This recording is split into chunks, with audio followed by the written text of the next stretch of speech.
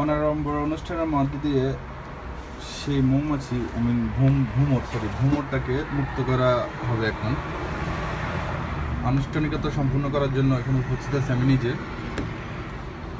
সে এখনও জেলের ভিতরে কারাবন্দি দশায় আছে। তাকে মুক্ত করার জন্য আমি এখন, সে মনে হয় কিঞ্চিত একটু টায়ার্ড, কারণ তাকে অনেকটুকু কষ্ট দেওয়া হয়েছে, অনিচ্ছাকৃত কষ্ট, সেটা আমি দিতে চাইনি।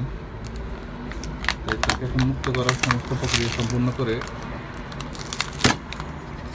তাকে এক্ষুনি মুক্ত করে দেওয়া হয়েছে, মুক্ত করে দেওয়া হবে আর কি। এখন